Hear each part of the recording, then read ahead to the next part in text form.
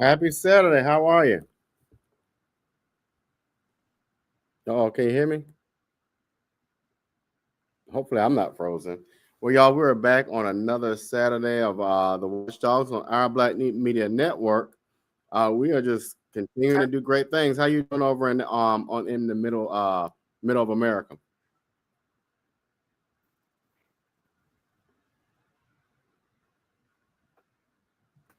I think you might be frozen. Let me take you out and put you back in. Yeah, I think you're frozen. Uh, Let me get this situated, you all. But welcome back. We are here another Saturday. Um, Let me get my co-hosts all situated. We are back another Saturday here on the Watch Dogs, where we give you information that is pertinent to hopefully that will make your lives better. And today, what we're going to talk about is microaggressions, not only as a large-scale issue, but microaggressions within our Black community. And so, we all understand the climate that we're in, and so it is so important that we kind of take that knowledge that we present here in our Black media for for the betterment of the world as we know it. If you don't know, we also have a radio station, Hot 2100. If you are not listening to Hot 2100 Savannah, go ahead and take a moment and download that app before we get started in today's conversation. Hot 2100 Savannah. And so we want you plugged in here on the app. I mean, on our Black media, but we also want you plugged in on Hot 2100 Savannah. It's an app that you download to listen to all the top hits and a few talk shows. I even do the Tuesday and Thursday drive home show at 6 p.m. So while I'm waiting on my co-host to rejoin, let's play a few messages from our sponsors and we'll be right back.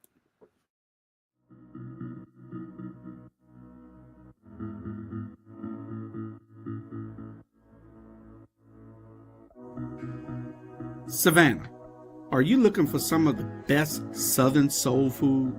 Then check out Kim's Cafe at 714 MLK Boulevard. The food is so good, you'll think that your mother cooked it. Located in the heart of Savannah, Kim's has a menu that includes breakfast anytime, lunch when you need it, and dinner so you won't have to cook when you get home. They also cater all types of events and can host your reserved event at the restaurant. Come see what everyone has been raving about. Great food, great atmosphere, and a great time. Kim's Cafe, 714 MLK Boulevard in beautiful downtown Savannah.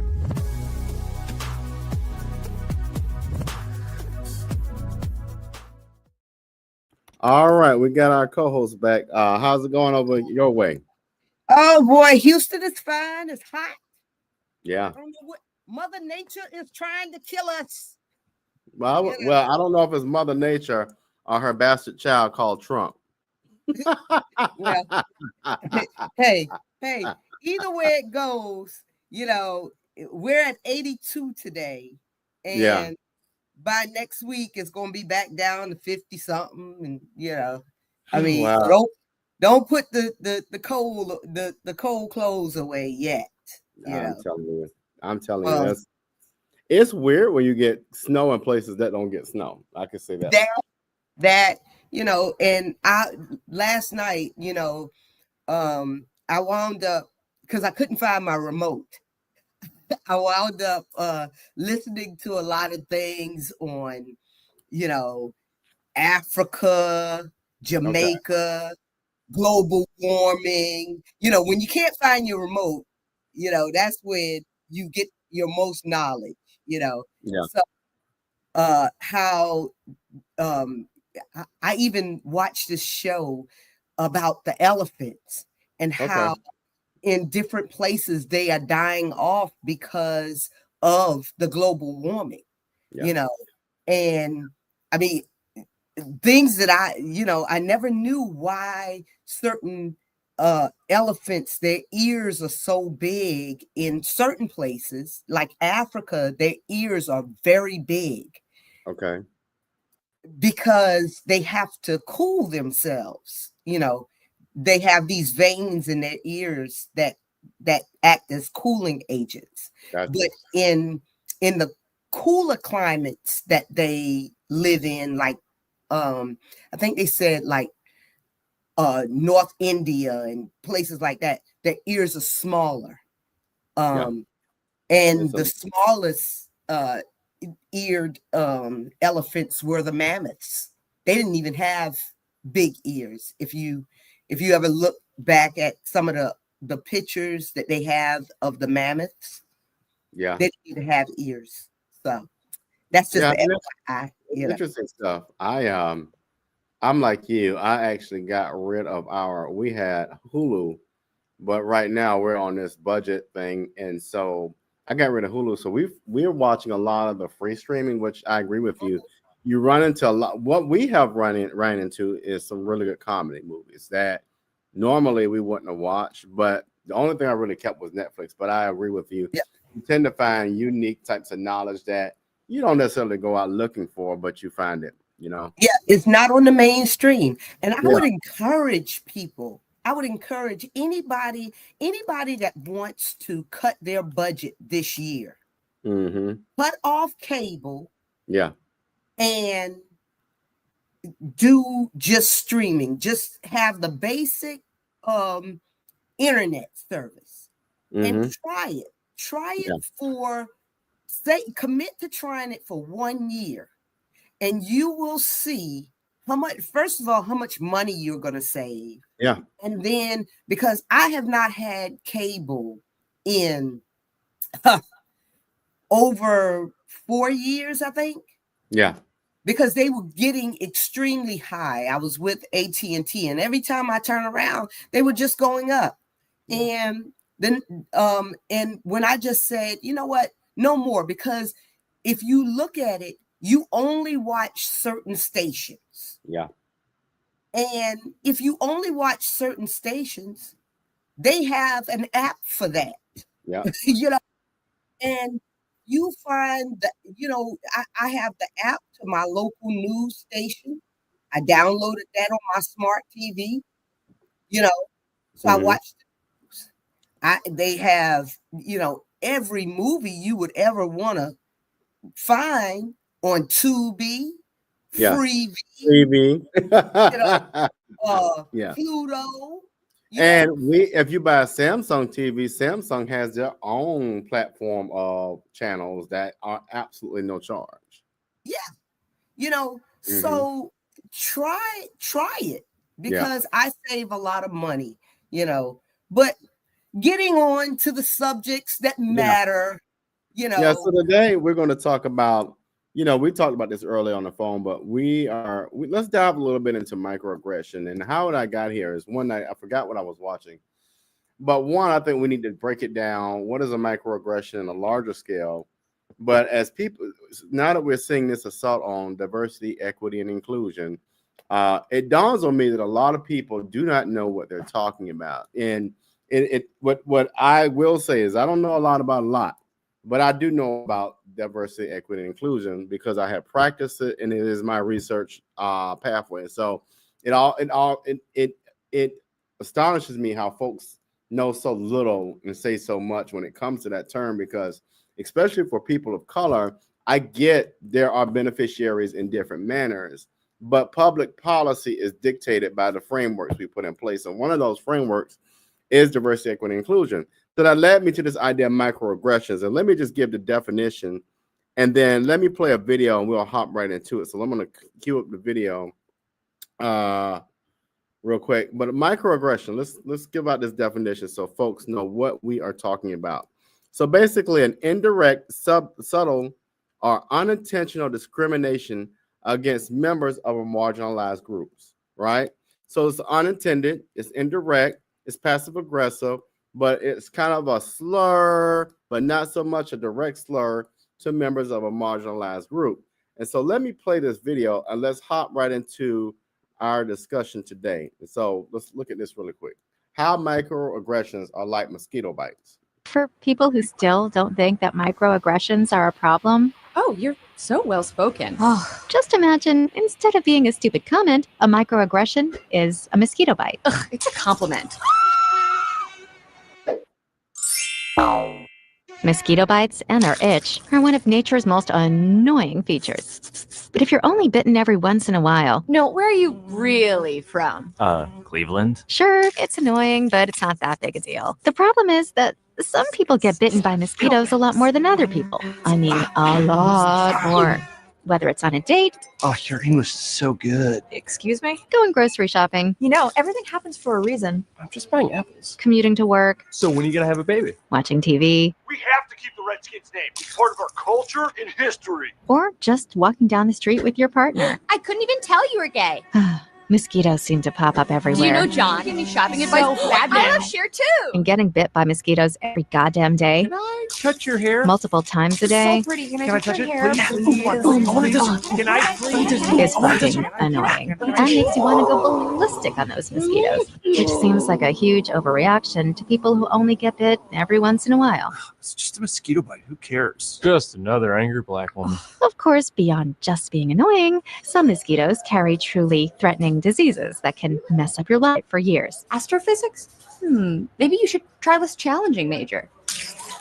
Ow, my dreams. And other mosquitoes carry strains that can even kill you. He looked like he was up to trouble, okay? I felt threatened. So next time you think someone's overreacting, just remember, some people experience mosquito bites all the time. You're all so exotic. Wow. And by mosquito bites, we mean microaggressions.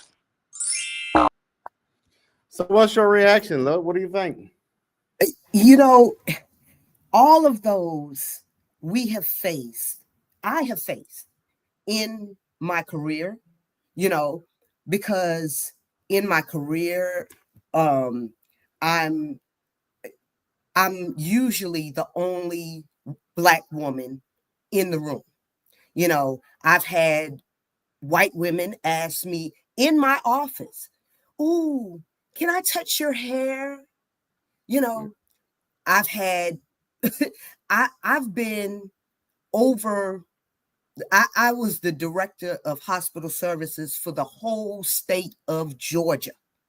And I was the presenter at a conference one year. And when I walked in the room, here I am in my power suit. And this white man walked up to me and he said, "Hey, can you bring me another sweet tea?" And I looked at him and I said, "I am Dr. Chandra Smith McKeithen.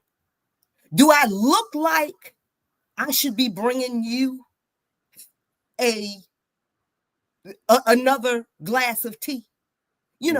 And this is the things that that happens in the workplace.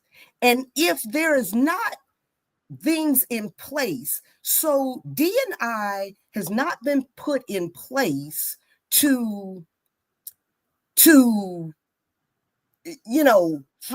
hire unqualified people.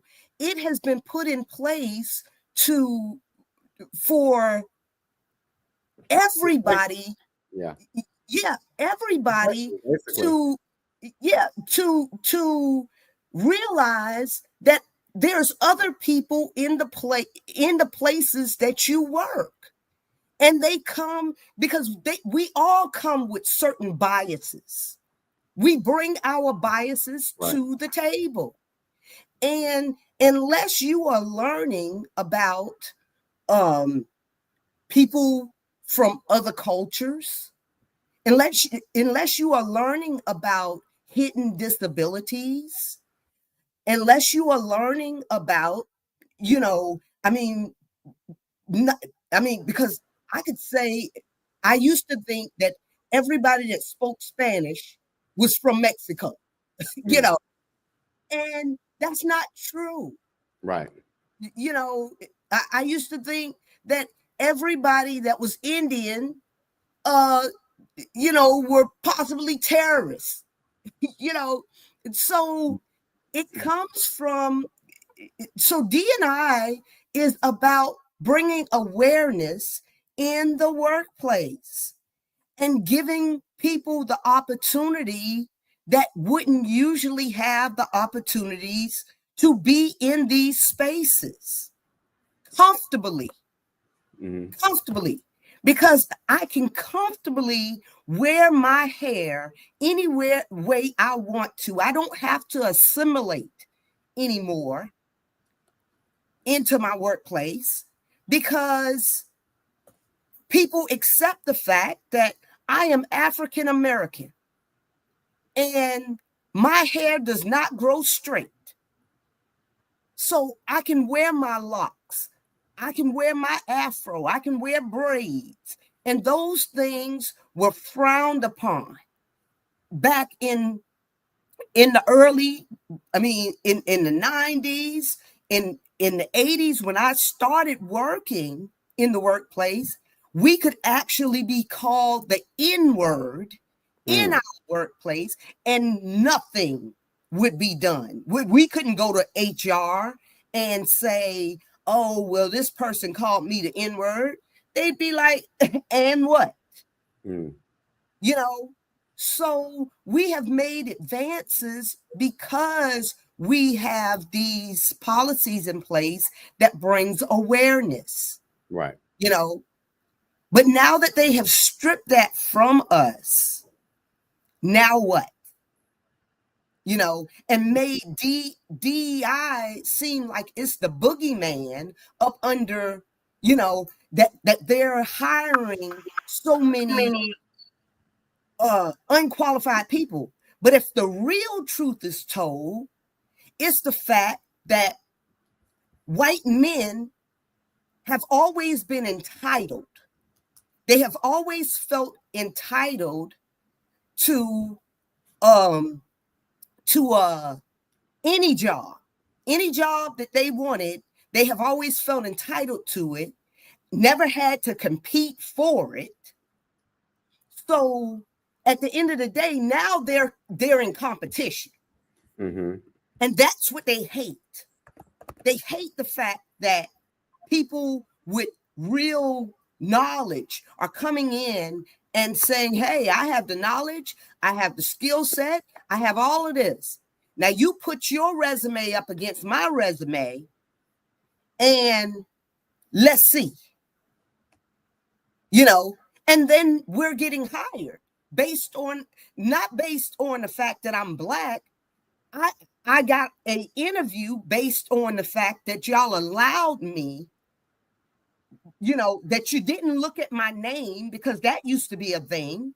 You know, my name is Chandra and not spelt with a C like white women spell Chandra.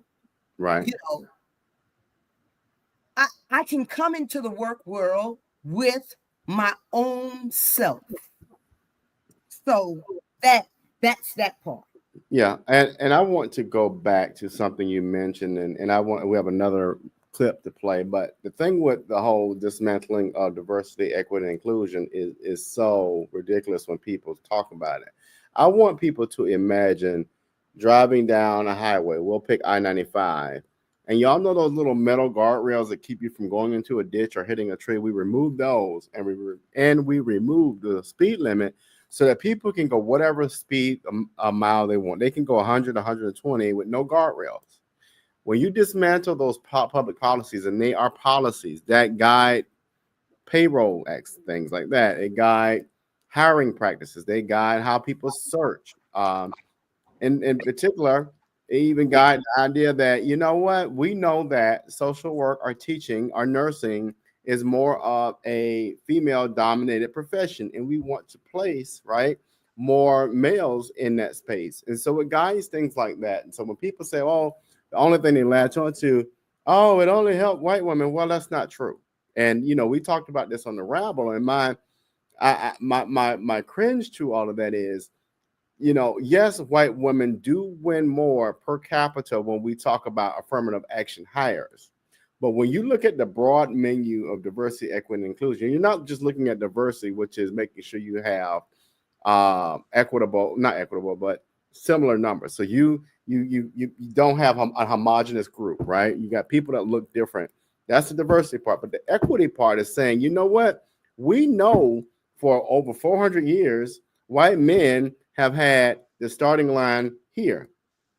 For black folk, it was 20 steps behind, if not 100 steps behind. So now we have equity that says, you know what, let's try to push the starting line at least a little closer, even though we're still not there. But inclusion just tells you you're at least involved and invited to the planning table, whereas before, people of color and women had no access to the planning table. So when people speak on this thing, I'm just like, are you really sure that this whole thing has just been about the benefit of white women? And I disagree. But let's let Roland Martin, a good alpha brother, share a little bit of information, and we'll go from here. With the stroke of a pen, the twice impeached, criminally convicted felon-in-chief Donald Trump has dismantled affirmative action in federal contracting. On Tuesday, the Office of Personnel Management issued a memo instructing agencies to place diversity, equity, and inclusion office staff on paid leave, and all public DEI-focused web pages must be taken down by 5 p.m. Eastern today. These employees are expected to be laid off. Some have already been laid off. With the stroke of a pen, the twice impeached, criminally convicted felon-in-chief Donald Trump has dismantled. Okay, so you know that's just disturbing. And when we come back from this message, I want to get your reaction on why do you think he's doing this? I mean, of course, we get the fact that he's a WASP, a white Anglo-Saxon Protestant male who has no other thing to do but not worry about the American people and try to hurt people. We know that, but let's come back and we'll talk about the why beyond his race and his idiotic privilege. So hold tight. Need your garments cleaned with care and with a professional touch? Then bring them to One Price Cleaners in Garden City at the Old Farmers Market on Highway 80. Service you can count on.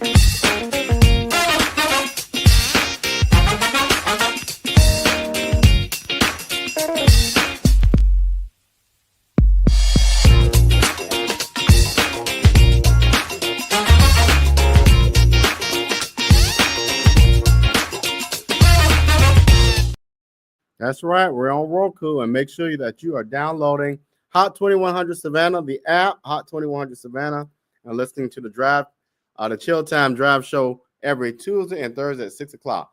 So, Chandra, what are your thoughts? Why is privileged billionaire white Anglo-Saxon Protestant Trump doing all of this dismantling while people are still worried about day-to-day living? Okay, because first of all, Roland Martin, he wrote a phenomenal book a few years ago. It's called White Fears, and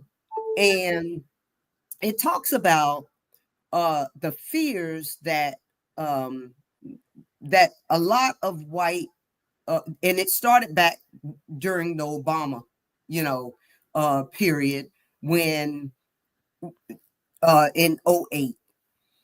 Now, we have made a lot of strides, but they have made sure that our strides throughout history is minimal. Okay. So Obama reaches the White House, and they see that, oh no, this African American, half, whatever, can be in the White House. So then they look at the numbers, and they see also that a lot of their white women are at work. They're not having as many babies. The minorities are coming in, and they're having a lot of children. And a lot of children mean that they said by 2040, I think, or 2030, that there would be more Black and brown people in America than white people. So for the first time in the history of the United States, we, the Black and brown, would outnumber them. So that is the reason why they wanted to roll back Roe versus Wade. And that is the reason why they want to roll back a lot of this DEI, because if they can roll back DEI, then that means that voting rights, you don't have, because they never really wanted us to be on level playing fields with them. They never really wanted us to be next door to them in their communities. No, they never really wanted, and when they see us, they see Black women going to school in the millions. Black women have more degrees than anybody in the United States per capita. Hands down, we are the most educated. And I don't know who comes second, but it's definitely not, they're not getting degrees like we're getting degrees. So for those reasons, they are trying to remove DEI, which while they're still in positions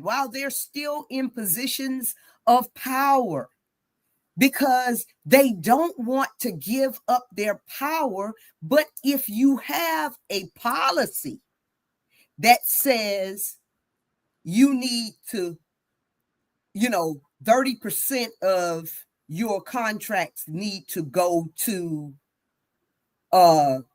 women owned, veteran owned, Black owned, whatever.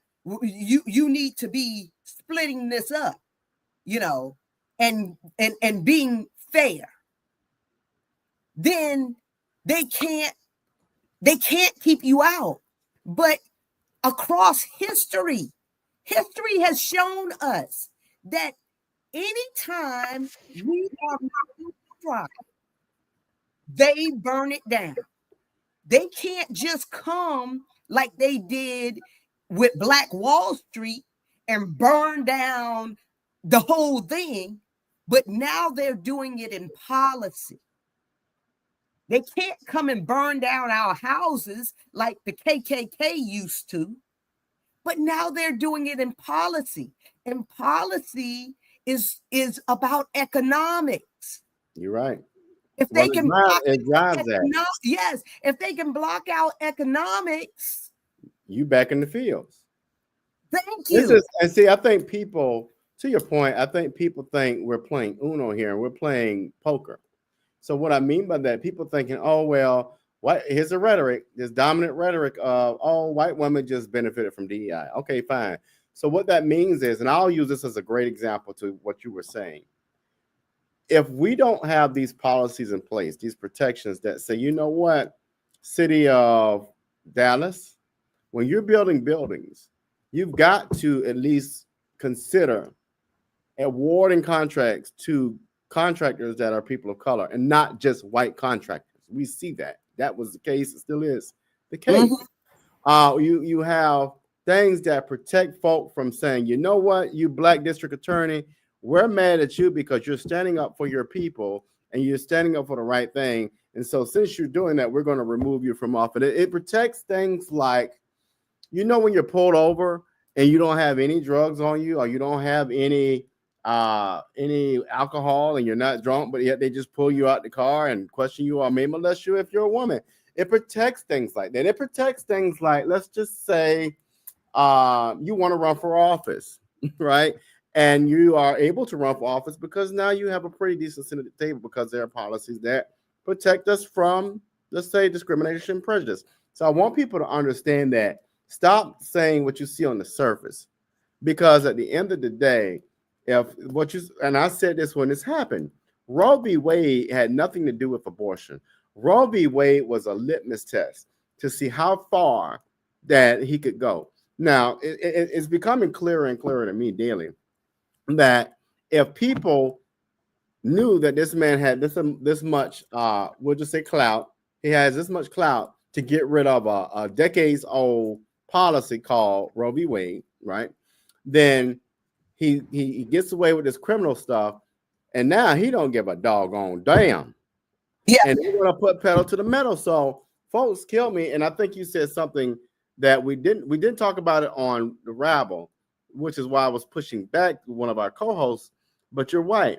What they're doing, they're building a pathway and a pattern to destroying certain white rights that would position white men to be in the same position that they were when they colonized this country. So I want people to go look at this thing called colonization.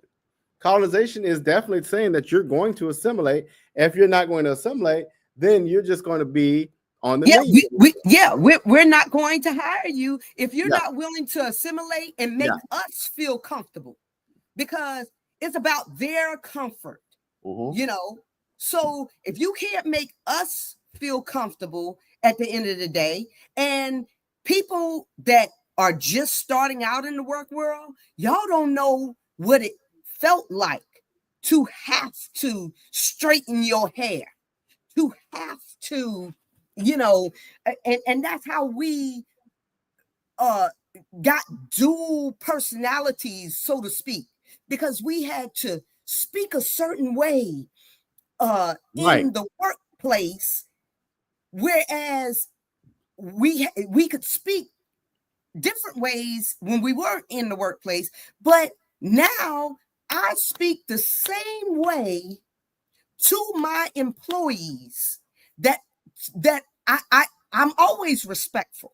You know, I know that I'm in the work world, so I speak to my employees the same way that I speak to my friends or I speak in church or whatever, because I'm a respectful person.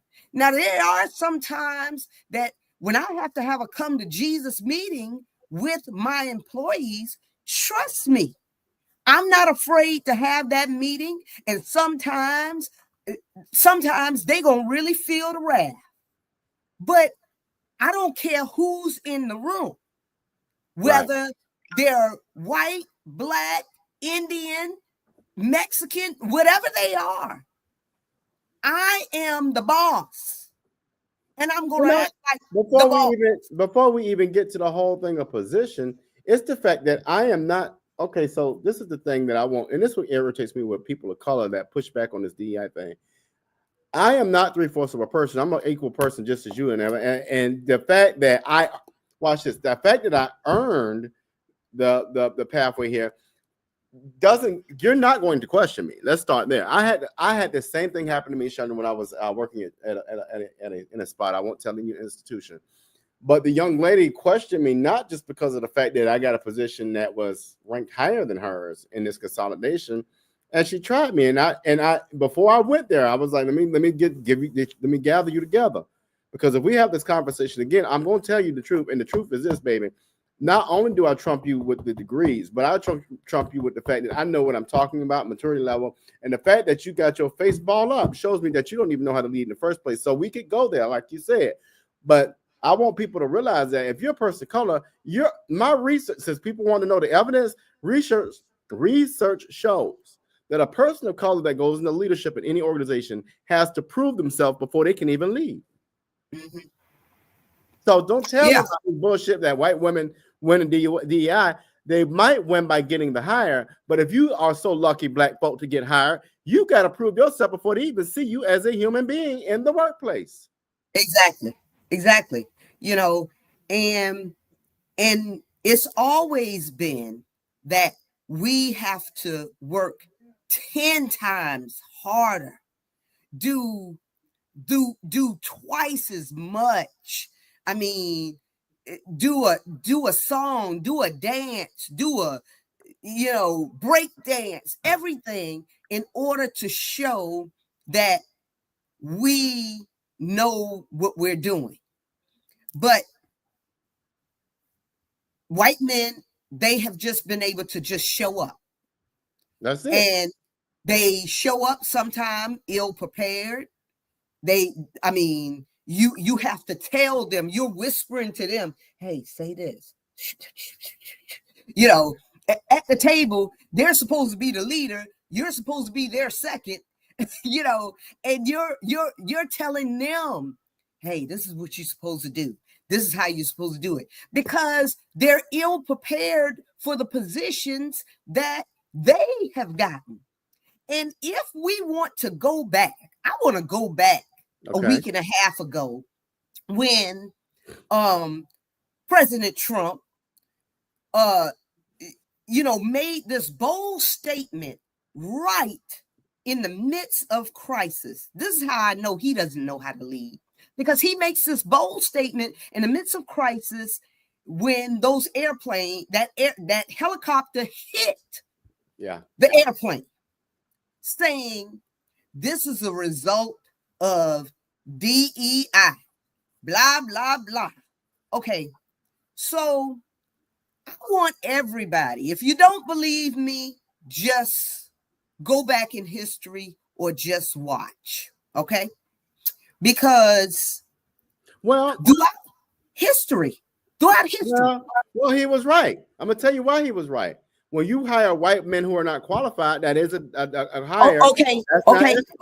But he made it seem like it was some type of, because he always tries to make things seem like when he talks about DEI, he tried to make it seem like it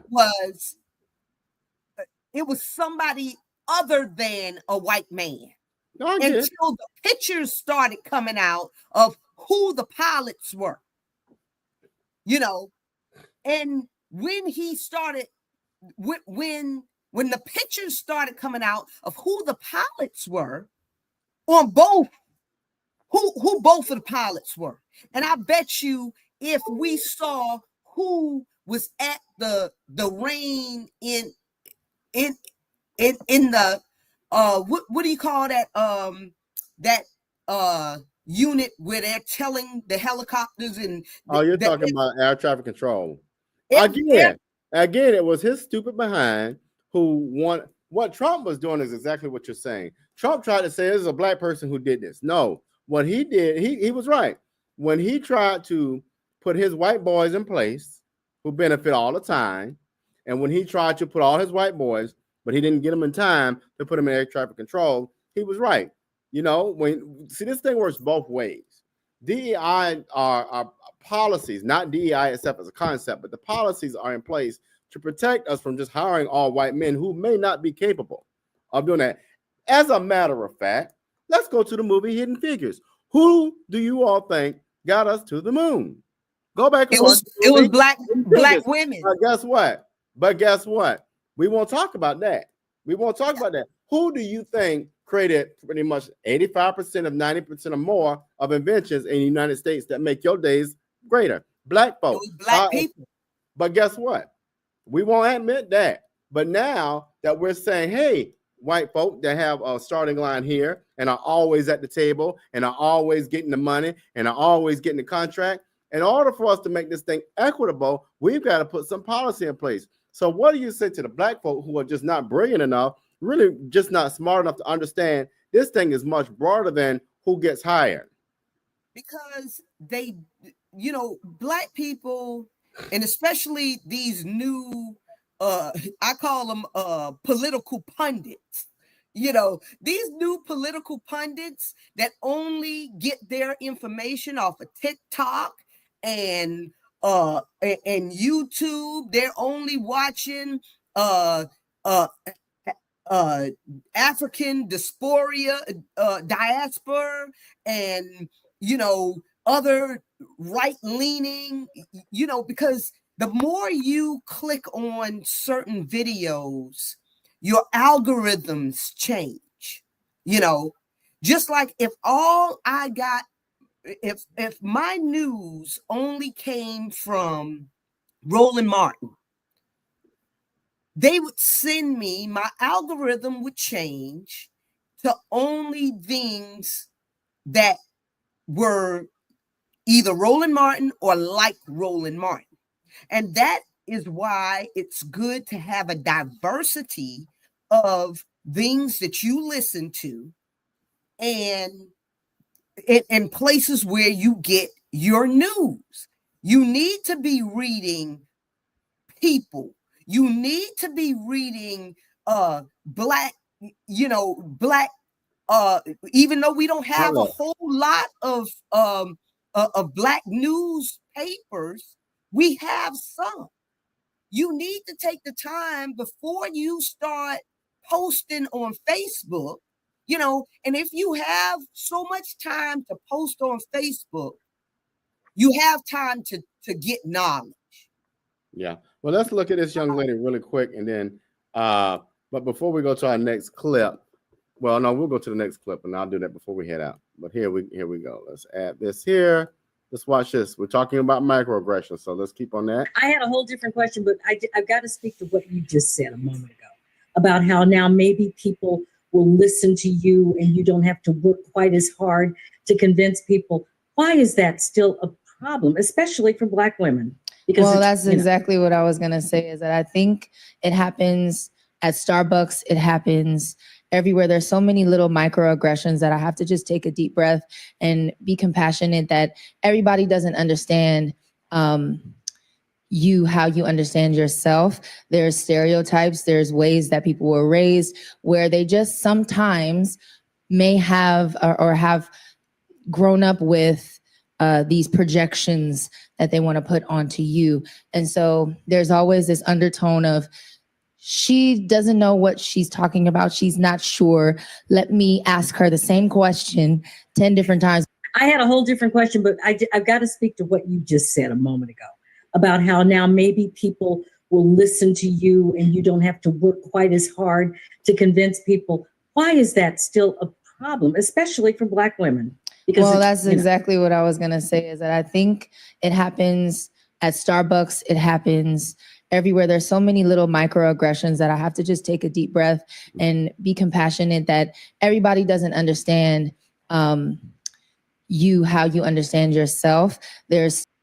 So they had it in a loop. I thought she was going to say more, but that's what gets me with people of color. And I don't care what race you're of, but if you're not of the dominant race, we'll use that term dominant race, then you have no clue if you don't understand the impact that public policy is scrutinized under with this idea of equity and inclusion. Diversity is going to happen for the most part if you got people who are conscious and ethical, but it's the equity and inclusion part. So I can hire you, to make my organization look diverse, look culturally different, or more male, equitable, female. But do I invite you to the table to plan and to make decisions? And do I include you in things like it to make you have a sense of belonging? And so I just want people to think a little deeper about this whole thing of just jumping on, white women are winning. Well, for most of you who have who have an easy path on their job, ask yourself this question: are you being paid the same as your white counterparts? Do you have the same authority making as a lateral decision maker. And I'll one of the things I was reminded of in that particular clip, people who are maybe deaf or blind. So we got to think beyond just what we think and what we want to regurgitate and see. As a matter of fact, I was at a community meeting the other night, and this is what gets me sometimes with our elders. Stop just repeating stuff because you heard it 500 times. We have a bad habit in our community of just repeating things that we heard 500 times without research, and that all of a sudden becomes true. So stop doing that, because what it does is it creates ignorant behavior, and on the top of that, it just doesn't make sense. And so now we're walking around spitting out this rhetoric that is not completely true, but we're missing what people want us to do. We are missing the bigger turn because we're trying to look straight, and those guardrails now getting pulled away because we're not paying attention. Yeah. I mean, and at the end of the day, we have to be, we have struggled in, every bit of change that has occurred in this country has occurred due to Black struggle, and we have had to be, and I understand my counterparts because I'm with them this time saying, what do y'all want us to do? Because a lot of these people that's crying on YouTube right now, crying on TikTok, talking about their families are being persecuted and all of this, where were you on November the 5th? And I keep asking the question because if you want me to, I know that at some point I'm going to enter the ring again and say, okay, we have to, mobilize and challenge the system. Right. But the system right now is locked. They have the Congress. They have the Congress, they have the House, they have the executive branch, they even have the Supreme Court. Yeah. So, because you sat down, because you stood down, because you heard the cry in the wilderness, and a lot of y'all sat on your asses and did nothing. That's the reason why the change is people like me. I'm just not for being a savior again because it was tiresome. Well, in this regard, since we're talking about microaggressions, I'm glad you said that as we're closing out. But I think what I want people to do, and this is the takeaway for today's, conversation, is I want people to push back on microaggressions. And so some of the ones we hear too often is, and this is for people of color, particularly Black folk, you really speak well, as if I'm not supposed to speak well because I'm a person of color, when in all honesty, I probably speak better than most children in your family, which, by the way, like I tell folk, if you're and take it as what you want. I'm not one thing about people you're gonna learn about me if you're watching this for the first time. I don't mince my words. If you don't like what I say, go get your psychiatrist. But stop allowing teachers that don't look like your children to tell you how your children should be behaving and how they should be learning. 9 times out of 10, our children are the smartest people in the classroom. So let's go with that. One of the things I see with microaggressions is how women want to adjust their styles. So instead of wearing your natural hair, you have, and I'm not saying this is for all women, but there is a handful of women who feel like they've got to get that permanent so their hair can be straight, and they are appealing to the dominant culture in an organization. I'm just saying it happens. And then the other one is, how you'll hear people, he's a very gentle, well-spoken young man, meaning that what you're thinking is all Black men are aggressive. And so we got to be very mindful, push back against these microaggressions. That's the smallest thing we can do. And within our community, let's think before we start supporting things that do push microaggressions, because at the same time, because you're blinded to it, you might be getting, dealt with on a daily basis. And because you're so much assimilated, you don't see it coming. So my advice to folk is, in a gentle way, what do you mean I speak well? Am I not supposed to speak well? Actually, I'm speaking better than you if you really want to be honest, and most people in the organization. So I just wanted to clarify what you meant by that. You know, I mean, and I totally agree. And we have to walk in our power. Yeah. You know, and just because they are pulling back DEI does not mean that we need to go cowering in a corner somewhere, you know, and turn away from who we are. Because I plan on being the same person in 2025 as I was from 2000 to now. You know, I bring my whole self to the table. Yes. You know, and if that, you know, I mean, even if you don't have a policy in place, hey, you're going to get what you're going to get. You're going to get my brilliance. You're going to get Chandra. Not with a C, but with an S. That's it.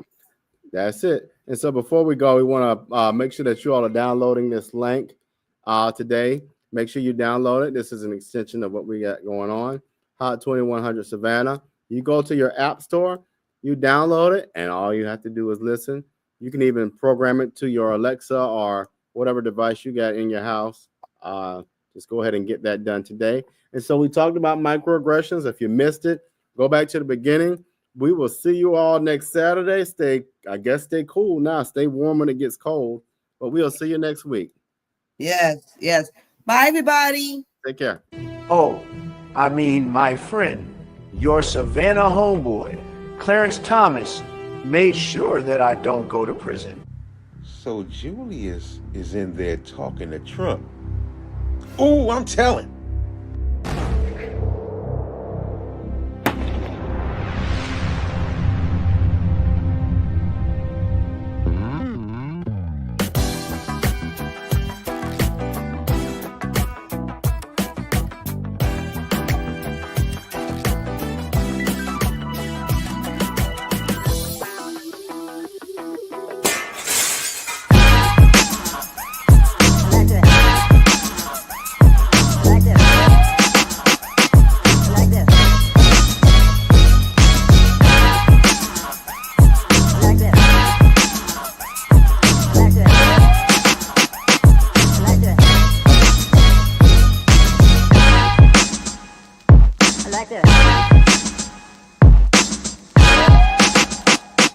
Like this.